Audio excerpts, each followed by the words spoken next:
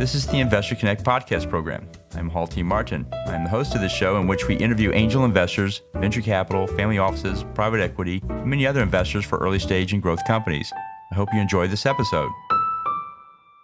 Well, hello, this is Hall Martin with Investor Connect. Today we're here with Heidi Ellenberger Jones of ModernJones. Heidi, thank you for joining us. Thank you, Hall. Thank you for having me. So you have quite an experience there with ModernJones, a really great company. I'd like to dig in and learn more about it. So can you tell us what were you doing before you started that business? So prior to starting ModernJones, I was with several other real estate brokerages. And prior to that, I was with a company out of New York called Reciprocal. And this company did digital rights management sort of before we had Kindles and things like that. They were a little bit ahead of their time. So I was working in a startup before real estate. Oh, great. And so when did you start the company, ModernJones? So I started officially in October of 2018, but I had branded myself ModernJones far earlier than that, when I started to really get focused in residential real estate. And I didn't want, as people were growing teams and things, I didn't want it to be the Heidi Ellenberger Jones team. I wanted it to be an entity that anybody could be that person, so that it wasn't always reliant on me. But my goal was always to build something bigger than just me as an individual. So that's where ModernJones started, but there was the impetus to actually starting my own brokerage happened in 2018 after a health issue with my husband that kind of kicked me into gear, and I decided, what am I waiting for? So how did it start? How did you get it off the ground?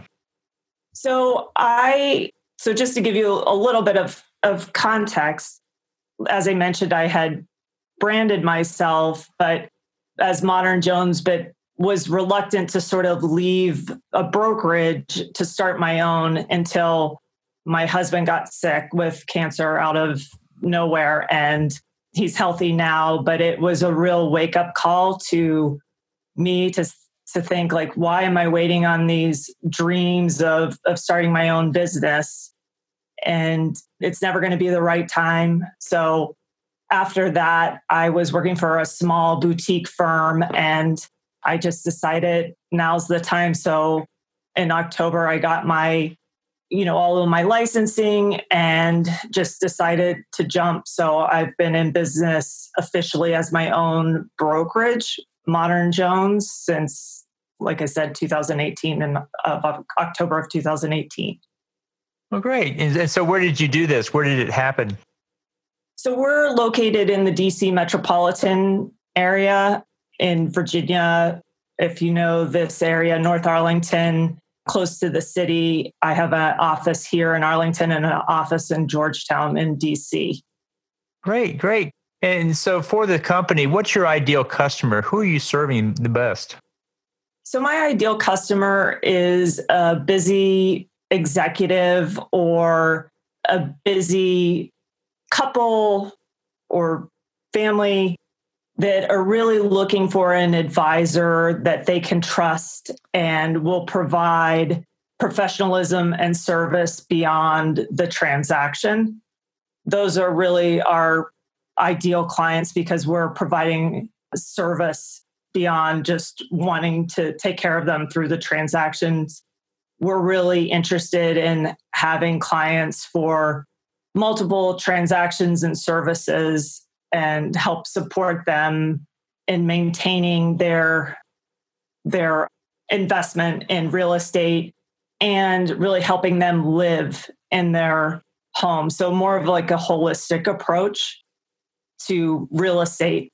So we're taking that frenzied busyness out of it, and they have this trusted partner in us that we're going to advise them to the best of our ability with data and professionalism to get them the most money for their investment and help them maintain that investment for the life of their investment and the life of that they live within that investment. Great. So you talked about the challenge you had with cancer in your family. How did that change your perspective on life? I think you can't go through something like that and not have it change your perspective on life. For me, the biggest aha with that whole situation is that I was living a life based in fear and based in fear of things that might not ever happen and constantly preparing for fear. And what I realized after that situation is that you can only control what you can control. And that's not the future and it's not the past. It's only the present. And I found that I had a choice whether to live in that present moment or to be constantly worrying about what might happen. And I think for our entire family, I have 2 kids, and obviously my husband was young. He was 48 years old. And it just, I think, made us more resilient and more appreciative for life. And I see my clients often living in this busyness of worry and doing instead of being. And I think it's interesting that we're talking right now in the midst of this pandemic, because I think it's really forcing people to slow down and appreciate more of the being instead of the doing, because you're restricted about what you can do. So that's what it taught me. I think resilience and not living in fear. And so let's talk about the pandemic. Do you think that's going to change the way people are going to do work and live and go forward afterwards? Do you think it's going to change the way they view life and the work-life balance, for example? I think so. I hope so. I think that we were certainly starting to see some of that already in certain cases. I think it's interesting when, at least, we're in the DC metropolitan area. And so we've been in this stay-at-home order for now 5 weeks. And it's just interesting to me how, that first week, people weren't sure really what to do. And I saw some of my cohorts in real estate, how they were addressing it. And I think that it goes to the point where there's some companies, especially in real estate, that are so focused on the transaction, they forget the people. And to me, you cannot forget the people in a residential real estate. I've been in business, and when you purchase, I used to be in procurement for Citibank. I did procurement systems, and that's more detached. But when you're in something that business where the biggest investment that this individual is going to make, you're responsible or you're advising them on, you can't forget that human emotion. And I think that this will definitely change the way people do business. I thought that it was interesting. Some companies are talking about, we can do things online. Well, I've always done things online. I've sold houses where people have been sight unseen. I have clients from all over the globe. And what the differentiator, again, is that human connection, because they trust me. And they know that my value, or the value of ModernJones, is that we're going to be honest, we're going to be loyal, we have strong integrity. So we're going to tell you our best opinion of what the situation is. And I think that to do business virtually, you have to have some basis of trust. So I think things will change, but I also think that it's going to build bigger human connection, is my opinion. I think so too. I think it gives people a chance to stop, pause, and think about what's really important in life, and come out on the other side with a renewed commitment to their goals and each other and what's important, as opposed to what must be done. It seemed like life was a little bit frenetic before. and it may have Right. slowed down, certainly has slowed down. It may continue on that path afterwards. So I think it has its moments there for us to consider. I think the other piece of it too is that I've certainly noticed this is just the community is reaching out and lifting the community as a whole. One of our local elementary schools, the teachers, when they knew that this shutdown was happening, set up a GoFundMe page for the families that they knew were reliant on the food programs at the schools. And in a matter of a few days, $200,000 was raised. And to me, that's, part of residential real estate too, is just that community feel like we're all in this together. I mean, this is so beyond this small community or your community. It's worldwide. And so just making sure that you're doing a little bit for everyone, if you're fortunate enough to have a roof over your head, food on your table, a job, I think just reaching out to those people in your community to help, I think is heartwarming to see some of that has come out of this. It's great to see so many people coming together, and I think there'll be so many stories we'll look back upon in the future as those were the times. Yes. So back on the journey for ModernJones, what challenges did you face in getting that up and off the ground and growing it?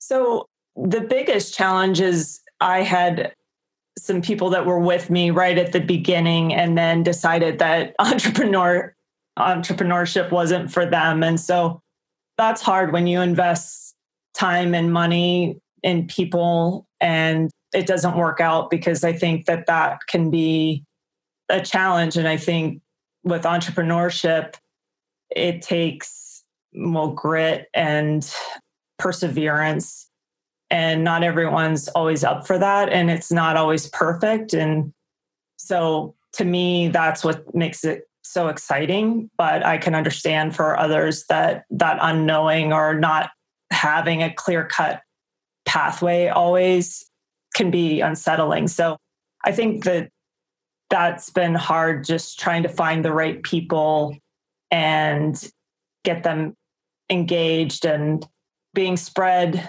a couple different ways, right? Because you're growing the vision and hiring people and getting the team assembled. So I would say that's been one of the biggest challenges. And so what's your solution? What are you offering that other people don't? You talked about integrity and being the right group, but many other groups are that as well. Not a lot, but many. Right. But what is your unique offering there?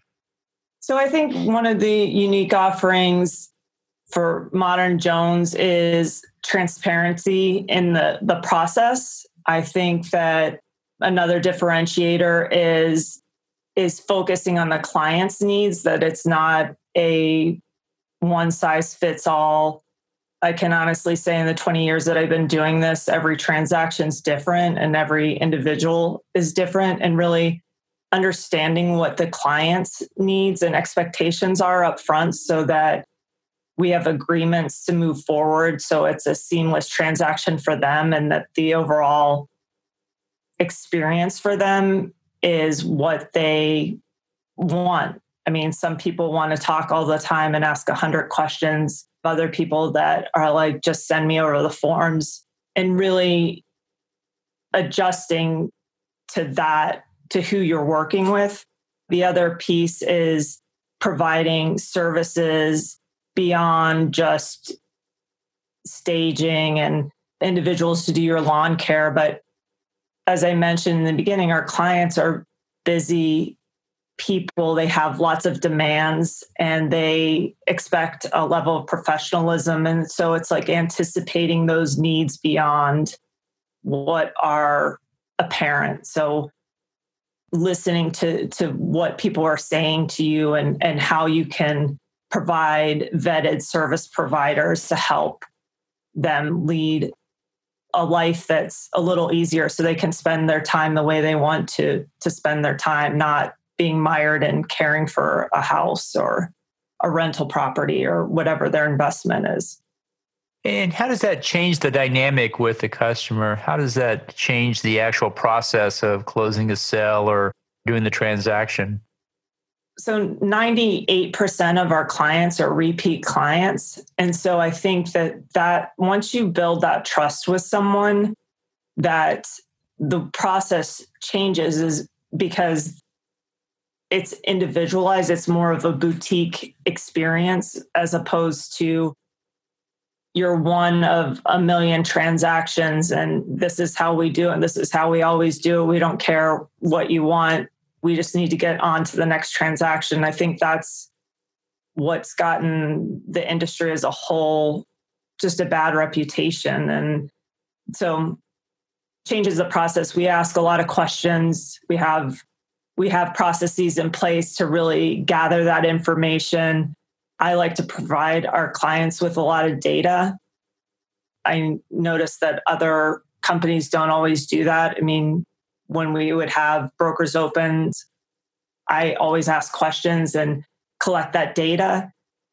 I don't think I've ever seen another agent ever fill out a form. And it always shocks me because we're supposed to be providing a service to our client, and how better to provide that service than to get feedback from the people that are bringing other clients and selling other houses and have information that we don't, and then collecting that information and reporting that back to our clients. And then that helps them be more educated.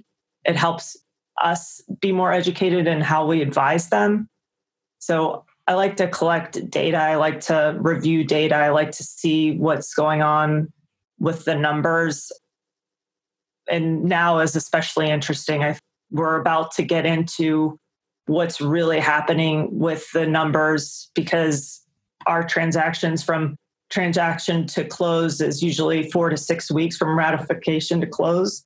And so we're in that kind of time period now, 5 weeks out, that those houses that are closing now were houses that were just put on the market when this all started. So I think it's just interesting to see those patterns and be able to advise and educate and give transparency. I think that helps people feel like they're not being taken, or they understand what the process is. Well, it's quite different from other groups, which are just much more transactional and much more bare bones in the data and so forth. What else do you do that's different? So we really value our clients and our relationships with our clients. And so many of them become friends and advocates. We provide different seminars and business information, masterminds with our clients. And a lot of them are business owners just like me. So, and investors just like I am. So sharing that information, I tend to be a hub for information. I'm a collector of information. So from that standpoint, we really try to share that information with people, whether it's beyond just the traditional real estate piece. It's keeping your mind and body healthy. It's great restaurants or food delivery services or flowers that are locally grown and can be delivered. It's who can come to your house and detail your car. It's really things that like save people time, which ultimately is money for our clients. Well, that's great. So you mentioned a 98% return rate to your business and so forth. What other results can you share with us about it? About our return rate or just our overall results of the business? Yeah. So we had a decent year last year. I think it was, we made money, which is a huge win for a first year in business. And we're on track to at least double that number this year. So it's not exactly where I want it to be, but I think that the first year taught me a lot in terms of what kind of business I wanted to run and how best to serve our clients. And so, yeah, I think we're on track to do some pretty good numbers this year. We're looking at, like I said, doubling what we did last year and hopefully more. It's been a great year so far. We have a number of houses pending, and it doesn't seem to be letting up despite the pandemic. We've just been honest with our clients and protected them in terms of how we provide our service and have people come through their houses. So, well, that's great. Sounds like it's really going well for you. You should be very proud of yourself for putting that together and the team you have as well. Yeah. In the last few minutes that we have here, what else should we cover that we haven't? Oh, I think that about covers it. I mean, we're excited. We're looking forward to adding new services and refining our process as we go and adding more people to our team, and just excited at the future of really providing a lifestyle brand that goes beyond the traditional real estate transaction, but stays with the client through their life and the life of their homes. Well, great. So how best for listeners to get back in touch with you? So the best way is they can email me at heidi.jones@modernjonesexperience.com. They can connect with me on LinkedIn at Heidi Ellenberger Jones, or go to our website at modernjones.com. Great. We'll put those in the show notes. I want to thank you for joining us today and hope to have you back for a follow-up. Great. Thank you for having me. Investor Connect helps investors interested in startup funding. In this podcast series, experienced investors share their experience and advice. You can learn more at investorconnect.org.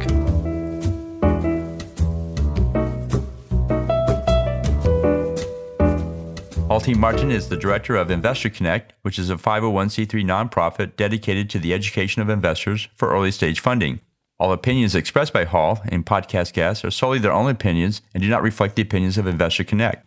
This podcast is for informational purposes only and should not be relied upon for the basis of investment decisions.